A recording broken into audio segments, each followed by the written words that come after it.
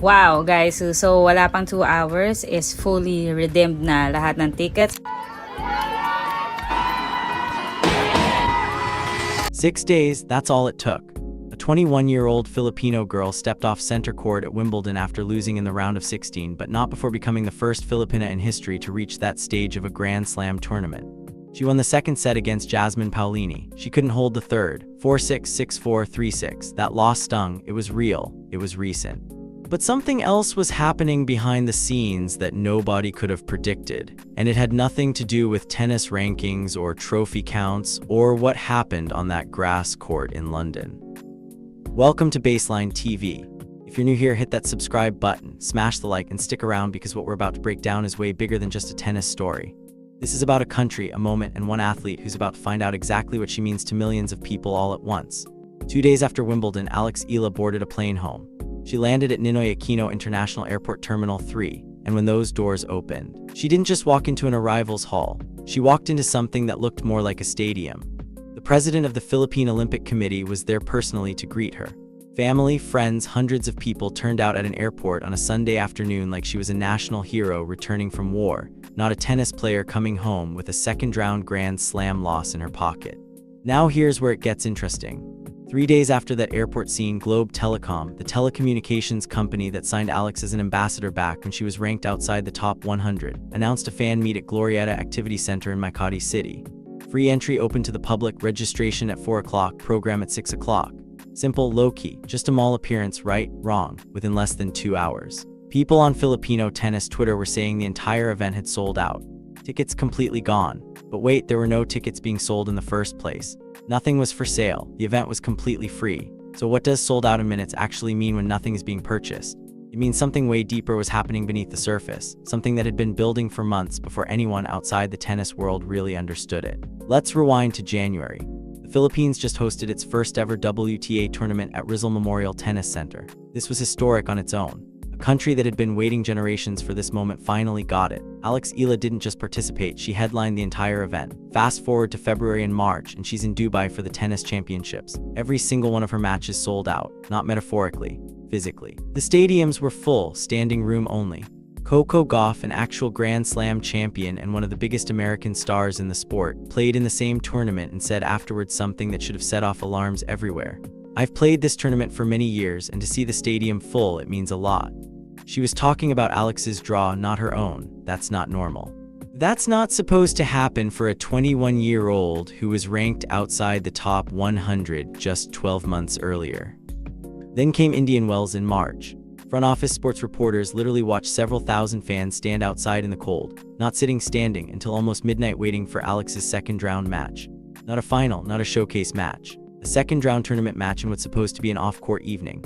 Her practice sessions were pulling crowds comparable to Carlos Alcaraz, Jannik Sinner, and Venus Williams practicing on nearby courts. In Melbourne at the Australian Open in January, her first-round match had been assigned to a smaller court because the tournament organizers didn't anticipate the volume. Fans were packed against the fencing because there wasn't enough space. Think about that, a player so new to the spotlight that tournament organizers couldn't predict her crowd size. That 5-month pattern wasn't random. That was momentum building towards something. Now let's talk about what that momentum actually meant. Between January and July of 2026, something extraordinary happened to the Philippines' entire relationship with tennis. In January, the country hosted its first WTA tournament. In July, one of its own citizens reached the round of 16 of a Grand Slam for the first time in the entire nation's history. That's not a normal timeline. That's not two separate events. That's a country and an athlete accelerating together in a way that almost never happens in a sport this old, this established, this resistant to change. Novak Djokovic, who's seen every kind of crowd situation across every continent, was asked about the fans following Alex around and he called it a good problem to have. That's diplomatic language. What he really meant was, this is unprecedented, this is powerful, and tournament organizers aren't equipped to handle this. But here's what nobody was really talking about, the pressure. Ons Jabeur from Tunisia had carried something like this before, the weight of a nation's projection, the responsibility of being the face of an entire continent's tennis hopes. And she'd spoken openly about how different that pressure is from normal tournament pressure. It doesn't feel the same. It doesn't operate by the same rules. It's not about winning or losing a match. It's about representing something bigger than yourself. It's about carrying the hopes of millions of people who have been waiting for this moment for decades. And at 21 years old, Alex Eala was about to walk into the most domestic possible setting, a mall in Makati, a few kilometers from where she grew up, and find out exactly what that wait felt like when it showed up in person. The tennis world had been quietly asking one specific question about Alex for most of 2026, and it wasn't the question everyone expected. It wasn't whether she could beat top 10 players. She'd already answered that. She'd beaten 7 of them. Most recently, the defending Wimbledon champion Iga Swiatek on center court in straight sets.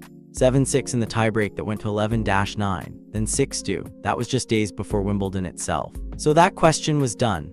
The real question was something different. Could one 21-year-old absorb the weight of an entire country's projection without breaking under it? Could she hold both the gift and the burden at the same time without dropping either? That's not a tennis question. That's an existential question. And Wednesday at Glorietta was going to be the moment she got her first real answer. Here's what sports journalists covering this situation understood that casual fans didn't. A Filipino sports reporter named TJ Manitok told Front Office Sports back in March exactly what was happening. He said, "The country has been hungry for the next Manny Pacquiao. When he was at his peak, life stopped. When there's a fight, nothing's on the road, everyone's watching." That's not hyperbole. That's the actual historical context of what the Philippines experiences when one of their athletes reaches that level. Manny Pacquiao dominated world boxing for nearly 2 decades, and during his fights, the country literally shut down. Traffic stopped, businesses closed, everyone was glued to the same moment. The Philippines had been waiting years for that feeling again, and it had collectively, without a vote, without a formal announcement, decided that Alex Eala was going to be the one to bring it back. The peer chorus around her was already speaking in those terms. Andy Roddick, the legendary tennis player turned podcaster, said on his show Served, "This is the type of story you cheer for because it's great for tennis." A BNP Paribas Open executive named Philippe Dor told Front Office Sports, "We love every minute of it, we benefit from it, we promote it." The Princess of Wales, Catherine, publicly reacted to the Swiatek victory at Wimbledon. So did Billie Jean King, so did Venus Williams, so did Maria Sharapova, Alex's childhood idol. Those aren't random people watching a tennis match, that's a room. That's the room a 21-year-old from Manila is now standing in, whether she's fully processed it yet or not. The room has turned its head and it's waiting to see what she does next. But let's be real about the context here. 6 days before Wednesday's fan meet, Alex lost a match. She walked off center court at Wimbledon having just played the defending champion of a Grand Slam, and she lost that match. The third set didn't go her way, 4-3-6, it stung. She hadn't spoken publicly at any length about how it felt, and the last competitive match she played before stepping into that mall was a loss. She didn't know when she booked her flight home whether she'd be arriving as a 4th-round player or as something more. She arrived as the former, and the country came to the airport anyway. The country was going to come to the mall on Wednesday anyway, because here's the thing, the Philippines was never actually waiting for her to win a Grand Slam, it was waiting for her to come home. This is where the story gets its real power. The fan meet sold out in minutes. That's not technically true, right? Nothing was being sold, there was no Ticketmaster countdown. There was no last chance to grab your spot before inventory runs out. There was a mall activity center with a registration table opening at 4 o'clock and a program starting at 6. But the reason that phrase keeps traveling, the reason it keeps bouncing around social media, is because it captured something real about what's happening. It's saying before the doors opened, everything was already gone. Before the event started, it was already over. The country had already made up its mind. 48 hours before a single person walked through the door, the decision had been made. And that decision wasn't made on Wednesday. It wasn't made at Wimbledon. It was made during the Miami run last year when nobody was really paying attention. It was made during the Dubai sellouts this spring. It was made on a late night at Stadium 3 in Indian Wells when several thousand people just wouldn't leave. What matters next is what happens on the hard court swing. 12 days after Glorietta, Alex steps onto the court at the Mubadala DC Open in Washington, a WTA 500 tournament, her return to competition. Then the Canadian Open, then Cincinnati, then the US Open in Flushing Meadows from August 30th through September 13th. The final Grand Slam of the year. She's earned $871. $438 in prize money this season before Wimbledon, plus the $300,000 from London. She's ranked somewhere between 30 and 32, depending on which ranking cycle you check. But those are numbers on a website. Wednesday isn't about numbers. Wednesday is about a country showing up in person to tell her what she means to them. It's about giving her something she can carry with her when she walks onto that hard court in Washington 12 days later. Not walking on alone, walking on with a mandate that didn't exist 12 months ago. A mandate that took 6 months to build, ratify, and deliver. First through Manila in January, then Dubai, then Indian Wells, then Berlin, then Wimbledon, and now in the most domestic possible setting in a mall a few kilometers from where she grew up. On Wednesday at 6 o'clock in the evening, So here's what's really happening. A 21-year-old from Manila is about to step into a shopping mall in her own country and discover what an entire nation has already quietly agreed she is. There's no scoreline, there's no draw, there's no championship at stake. But there's something deeper. There's the moment when a player realizes that the court she walks on, whether it's grass at Wimbledon or hardcourt in Washington, isn't just her own anymore. It belongs to a country now. She belongs to Glorietta. She belongs to center court. She belongs to both at once, and Wednesday is the day both facts occupy the same room. The story of what happens next on the hard court swing at the US Open in the years to come, all of it starts on Wednesday at 6 o'clock in a mall in Makati. It doesn't require a ticket. It was never going to.